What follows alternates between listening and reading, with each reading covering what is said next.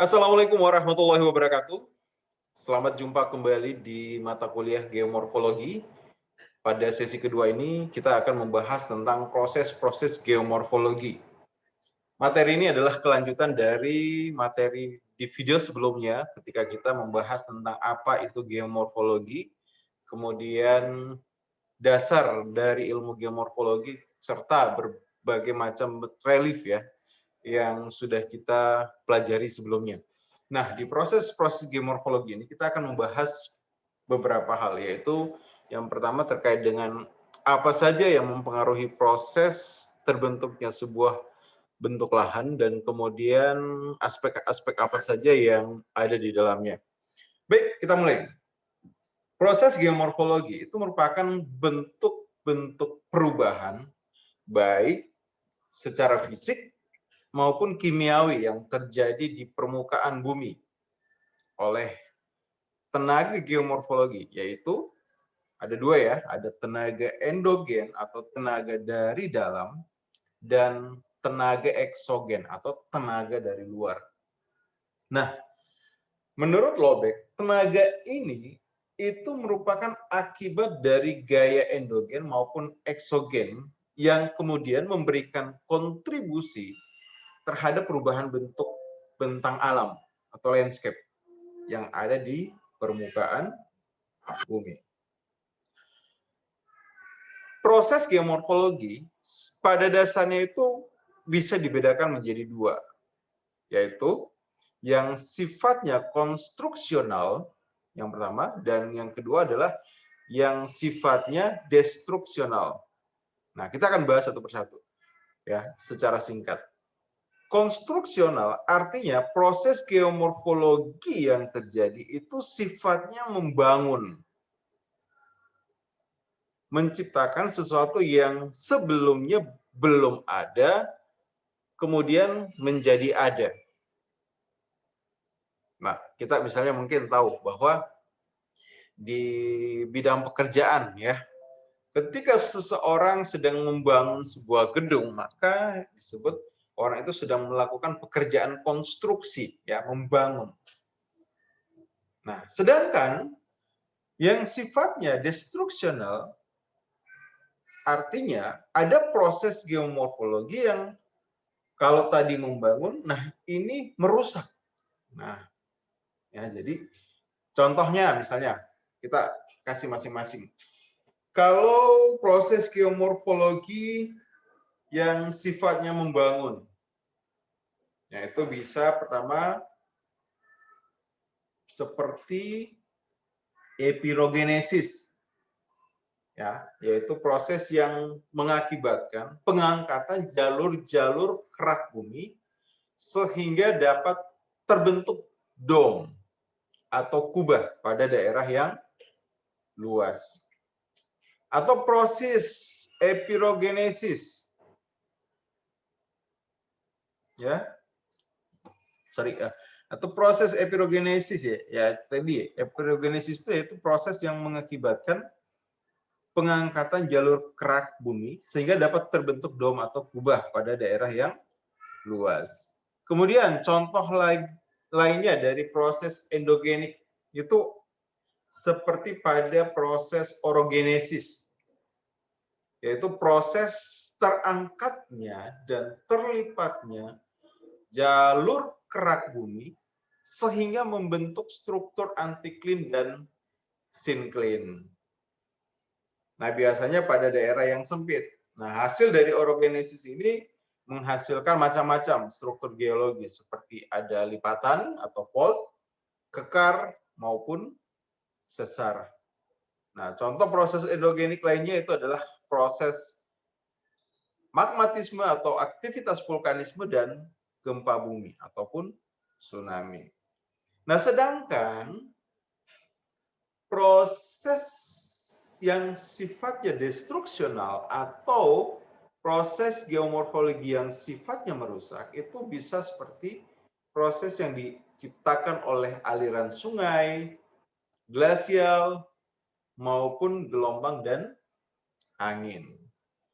Nah, pada pertemuan kali ini kita akan membahas secara khusus terlebih dahulu yaitu proses geomorfologi yang disebabkan oleh tenaga eksogen. Ya, tenaga eksogen. Ekso berarti dari luar. Nah, dalam hal ini, proses geomorfologi yang disebabkan oleh proses eksogen merupakan proses geomorfis yang aktivitasnya terus terjadi akibat gaya yang bekerja di permukaan bumi. Kita tahu bersama bahwa setiap saat, setiap detik, ada gaya yang bekerja di atas permukaan bumi yang terus bekerja hingga kemudian merubah bagaimana bentuk muka bumi itu sendiri.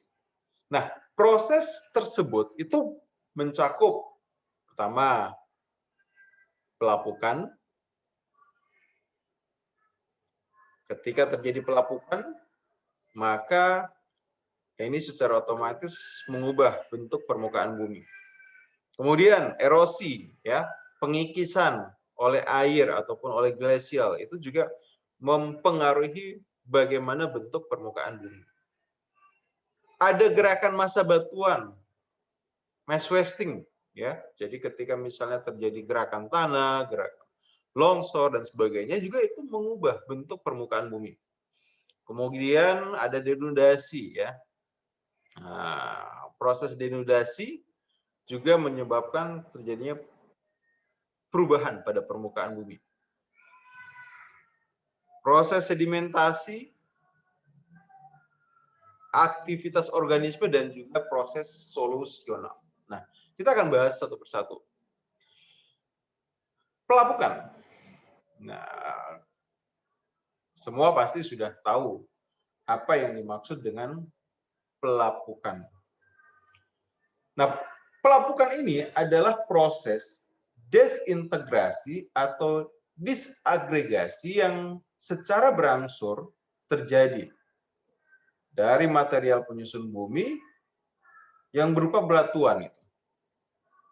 Nah, pelapukan sangat dipengaruhi oleh kondisi iklim, temperatur, dan komposisi kimia dari mineral-mineral penyusun batuan.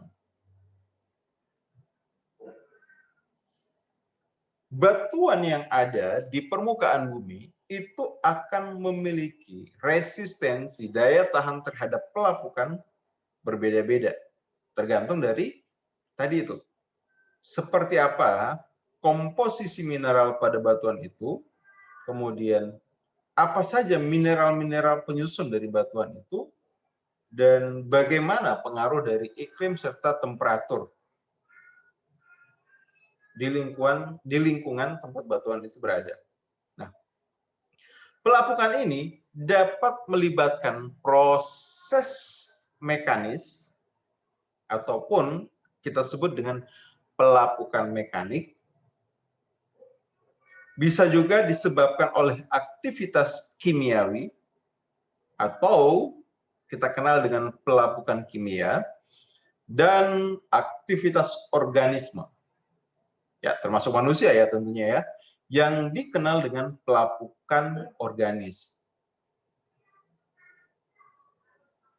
Nah, dalam geomorfologi kita mengenal satu istilah yaitu denudasi, di mana istilah ini dipakai untuk mengindikasikan lepasnya material-material melalui proses erosi dan pelapukan yang berakibat pada berkurangnya ketinggian dan relief dari bentuk lahan dan bentuk bentang alam. Nah, proses denudasi ini itu mengubah bentuk dari bentang alam sedemikian rupa. Misalnya tadi ya, dari segi ketinggiannya berubah. Yang awalnya bukit itu tinggi menjulang, dengan proses denudasi, maka dia akhirnya kemudian menjadi pendek. Atau reliefnya berubah. Dari awalnya misalnya mungkin terjal, kemudian lama-kelamaan menjadi landai. Nah, proses eksogenik yang disebabkan oleh kerja air, es, atau angin ini itu merupakan faktor yang mendominasi proses denudasi tadi gitu. Nah, denudasi dapat mengakibatkan lepasnya partikel-partikel yang berbentuk padat tadi maupun yang berupa material hingga menjadi larutan. Ataupun dia bisa mengubah material menjadi larutan. Nah, secara geomorfologi, pelapukan mekanis maupun kimiawi terjadi dalam hubungannya dengan pembentukan lahan, pembentukan bentang alam ya. Jadi mekanis dan kimiawi itu punya pengaruh besar terhadap bagaimana pembentukan bentang alam.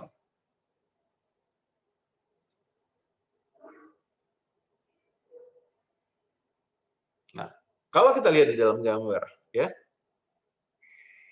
Di sini terlihat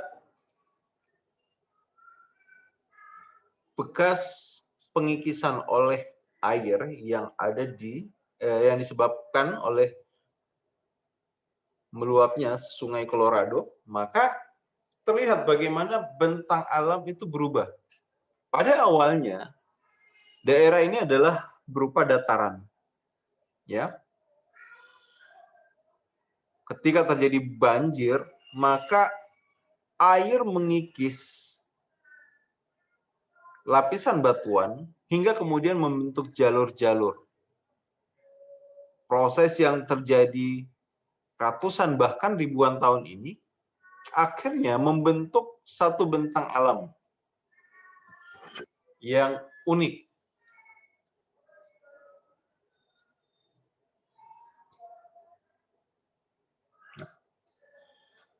Terdapat 3 jenis pelapukan ya yang kita kenal yang tadi kita sudah sebutkan, yaitu ada pelapukan mekanis, pelapukan kimiawi, dan pelapukan biologis. Nah, kita akan bahas satu persatu. Pelapukan mekanis adalah semua mekanisme yang dapat mengakibatkan terjadinya proses pelapukan sehingga suatu batuan itu dapat hancur menjadi beberapa bagian yang lebih kecil atau menjadi partikel-partikel yang lebih halus. Nah, mekanisme dari proses pelapukan mekanis antara lain itu misalnya seperti terjadinya abrasi, kristalisasi es, yaitu ketika es kemudian mengalami pembekuan di dalam batuan. Nah, saat es membeku di dalam batuan, ini menyebabkan apa? Ketika air membeku, dia mengembang ya, mengembang. Ya, kalau misalnya mungkin ada yang pernah memperhatikan ketika kita sedang membuat batu es ya, es batu.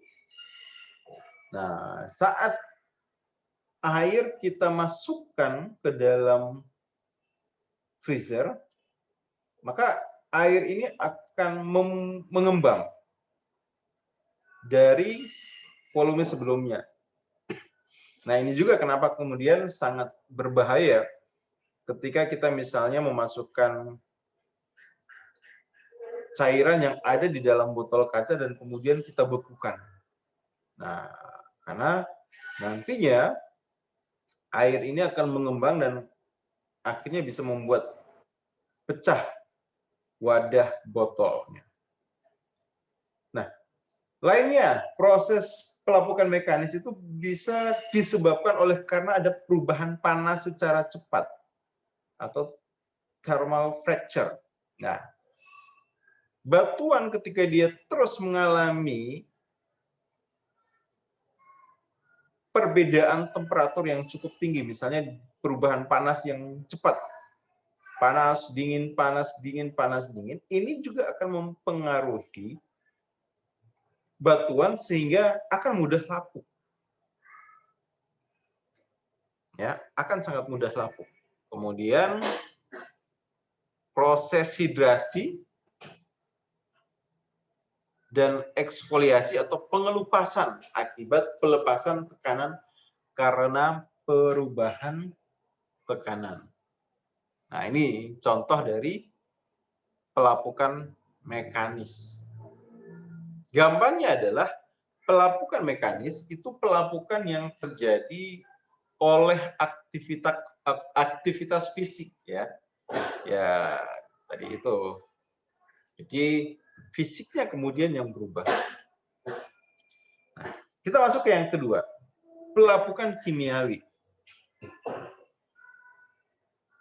Pelapukan kimiawi dikenal juga sebagai proses dekomposisi atau proses peluruhan, ya, meluruh. Artinya, ketika terjadi pelapukan kimiawi, maka terjadi proses terurainya batuan melalui mekanisme kimiawi seperti karbonisasi, hidrasi, hidrolisis, oksidasi, dan pertukaran ion di dalam larutan. Nah, pelapukan kimiawi merubah komposisi mineral-mineral dalam batuan itu menjadi mineral permukaan, seperti mineral lempung. Dan mineral-mineral yang tidak stabil yang terdapat dalam batuan ini akan dengan mudah mengalami pelapukan apabila berada di permukaan bumi. Contoh, basalt dan peridotit. Mereka akan sangat mudah untuk mengalami pelapukan ketika muncul di permukaan bumi. Dan yang menjadi agen dari proses pelapukan itu salah satunya adalah air. Air merupakan agen utama pada pelapukan yang berbentuk seperti pengelupasan cangkang atau spheroidal weathering, ya, atau dikenal juga dengan pelapukan yang mengulit bawang. Nah, prinsipnya pelapukan kimiawi, jadi bukan secara fisik yang berubah, namun yang terjadi adalah ada proses dekomposisi atau peluruhan, ya, terurai atau pecahnya batuan secara kimiawi. Nah, kita masuk ke yang ketiga, yaitu pelapukan organis. Nah, pelapukan organis dikenal juga sebagai pelapukan biologis dan merupakan istilah yang umum dipakai untuk menjelaskan proses pelapukan biologis yang terjadi pada penghancuran batuan. Nah, termasuk proses penetrasi akar tumbuhan ke dalam batuan dan aktivitas organisme dalam membuat lubang-lubang pada batuan, atau dikenal dengan bioturbation.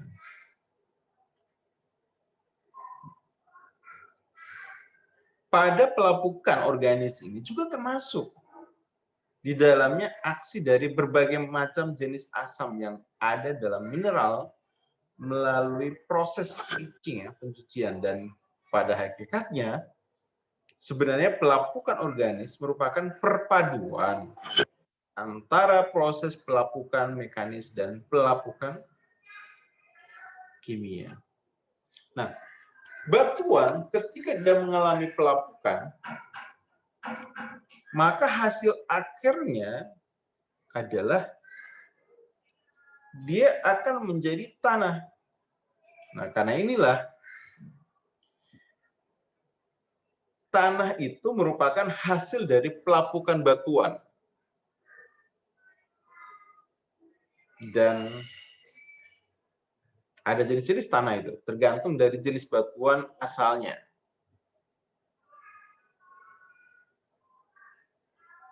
Nah, jadi kalau kita misalnya melihat tanah, maka pada awalnya itu adalah batuan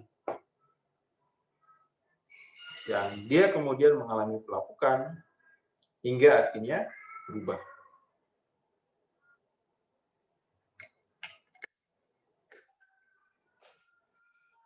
Proses pelapukan yang terjadi baik secara mekanis yang disebabkan antara lain oleh perubahan temperatur panas, dingin, angin, hujan, es, atau pembekuan pada batuan, ini menyebabkan batuan induk mengalami disintegrasi ataupun terjadi perombakan menjadi bagian yang lebih kecil.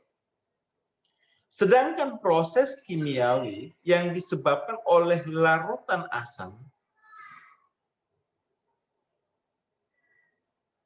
itu mengubah mineral menjadi ion, oksidasi besi dan alumina, serta mineral silika akan menghasilkan lapisan-lapisan lempung. Nah, kita lihat di sini.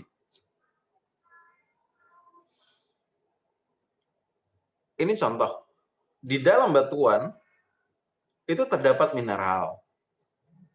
Dan mineral-mineral ini ketika dia muncul di permukaan dan kemudian dipengaruhi oleh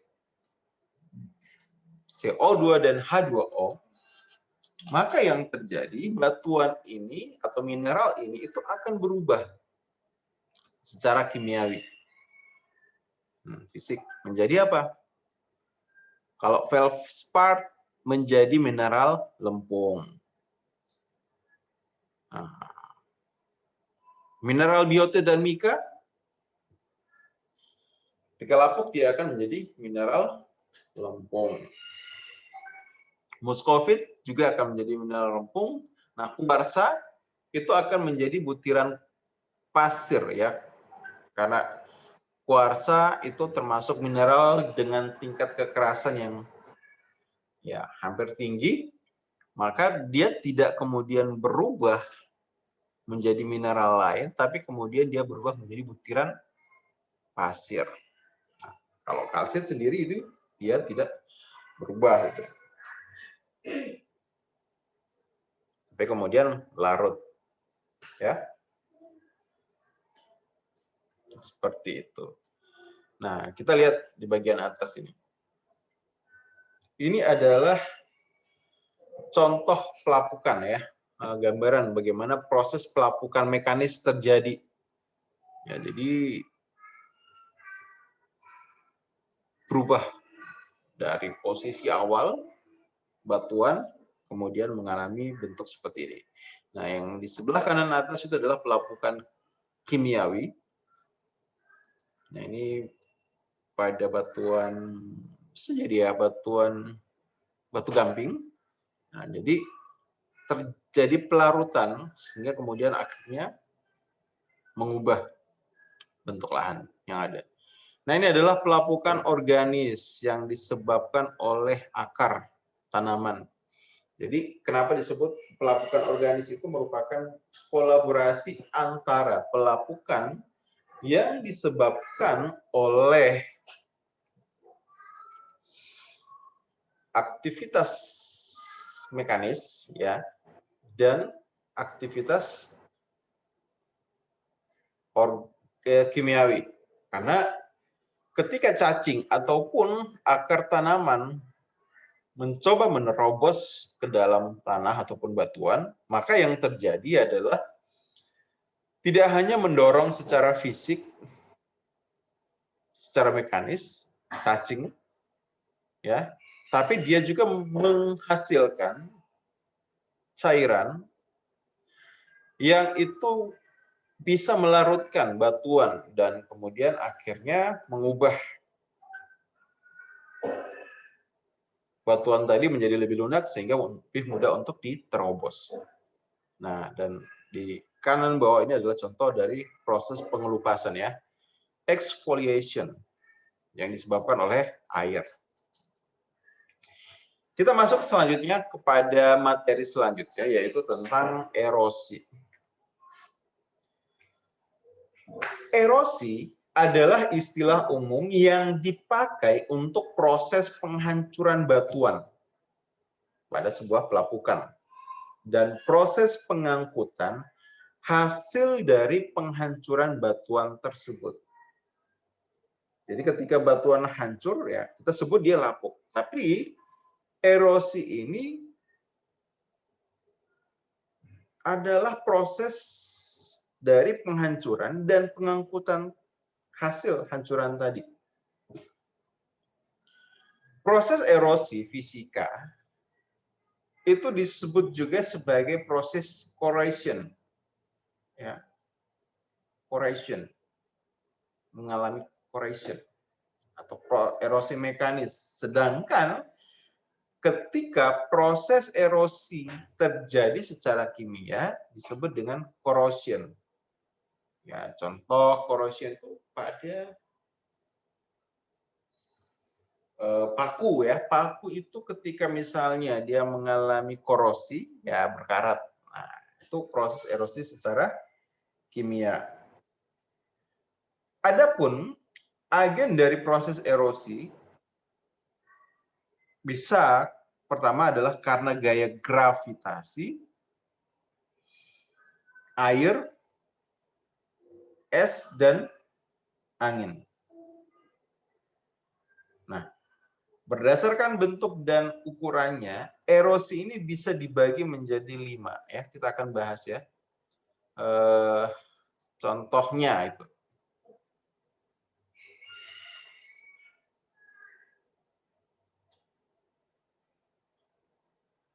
Ya, yang pertama ini ya, kita bahas dulu. Yaitu erosi alur atau kita kenal dengan real erosion. Erosi alur adalah proses pengikisan yang terjadi pada permukaan tanah yang disebabkan oleh hasil kerja air berbentuk alur-alur dengan ukuran berkisar antara beberapa milimeter hingga beberapa sentimeter.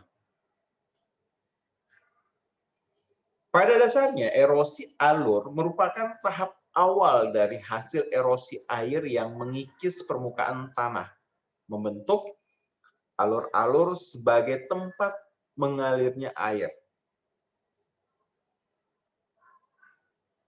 Pada perkembangannya, erosi alur ini akan berkembang menjadi erosi ravine. Lihat di gambar. Nah, jadi awalnya ini adalah sebuah dataran, kemudian karena terjadi hujan, maka air didorong oleh gaya gravitasi akan mencari tempat yang lebih rendah. Dan dalam proses perjalanannya mencari tempat yang lebih rendah, ia akan mengikis permukaan tanah hingga membentuk alur-alur kecil. Nah, yang kedua adalah erosi berlembar atau sheet erosion. Sheet erosion atau erosi berlembar adalah proses pengikisan air yang terjadi pada permukaan tanah yang searah dengan bidang permukaan tanah. Biasanya terjadi pada lereng-lereng bukit yang vegetasinya jarang atau gundul. Jadi ketika bukit dia banyak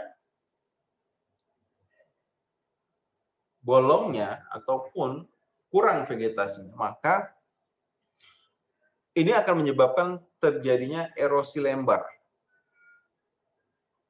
di mana pengikisan air itu akan searah dengan bidang permukaan tanah. Erosi ini bisa berkisar beberapa sentimeter. Kita masuk yang ketiga, yaitu adalah erosi drainase, ravine erosion. Nah, ini yang disebutkan tadi ya, bahwa awalnya real erosion itu adalah real erosion, tapi kemudian bisa berkembang menjadi ravine erosion. Apa itu ravine erosion? Yaitu adalah erosi drainase, di mana proses pengikisan yang disebabkan oleh kerja air pada permukaan tanah ini membentuk saluran-saluran dengan lembah-lembah salurannya yang berukuran antara beberapa sentimeter hingga beberapa meter. Nah, ini yang terjadi ya. Kalau Anda mungkin pernah melihat foto saya di Antelope Canyon, di mana kita berada di bawah permukaan tanah, berada di dalam lorong-lorong gua yang dibentuk oleh hasil dari erosi. Nah, kita masuk selanjutnya ke yang keempat. Nah, kalau tadi ya, secara dimensinya drainase, erosi drainase itu hanya beberapa meter. Nah, ini kalau yang selanjutnya, oke, gully erosion atau erosi saluran, ini pengikisannya membentuk saluran-saluran dengan lembah salurannya berukuran dari 1 meter hingga beberapa meter. Dan kemudian ada erosi lembah. Mana tadi erosi lembah ya? Nah, ini. Pengikisan yang terbentuk di atas 10 meter. Wow, dia membentuk lembah ya. Nah, ini, sorry, fotonya tertukar. Ini foto untuk erosi saluran dari 1 meter hingga beberapa meter. Tapi kalau yang foto lembah, wah, dari beberapa meter, dari 1 meter hingga beberapa meter. Nah, yang erosi saluran inilah yang kemudian bisa kita lihat di Grand Canyon National Park, Amerika. Nah, jadi terlihat itu bagaimana erosi itu punya pengaruh besar pada pembentukan bentang lahan itu, bentuk alam itu. Ya, jadi awalnya ini merupakan dataran, tapi kemudian karena tererosi, ya pada awalnya yang terbentuk adalah real erosion, ya, erosi real, erosi alur. Kemudian terus terjadi pengikisan membentuk erosi drainase. Setelah terbentuk erosi drainase, masih kemudian tempat itu dilewati oleh air, nah jadilah dia erosi saluran. Nah, kalau erosi saluran ini oke. Saya nggak cantumkan fotonya, tapi itu yang terjadi di Antelope Valley. Dan kemudian erosi lembah ataupun erosi yang akhirnya membentuk lembah-lembah seperti ini. Nah, ini kalau misalnya Anda lihat di dalam gambar, nah ini adalah kalau terjadi banjir besar, maka lembah-lembah ini yang akan kemudian dialiri oleh air, dilewati oleh air hingga kemudian menuju laut itu. Nah, seperti itu. Oke, nah ini contoh ya. Juga merupakan hasil dari erosi membentuk sebuah oxbow lake. Baik, demikian kuliah kita di sesi kedua yang membahas tentang proses geomorfisme, proses geomorfik khususnya yang disebabkan oleh tenaga endogen, tenaga eksogen. Kita akan lanjutkan lagi untuk membahas hal ini pada pertemuan selanjutnya. Terima kasih. Wassalamualaikum warahmatullahi wabarakatuh.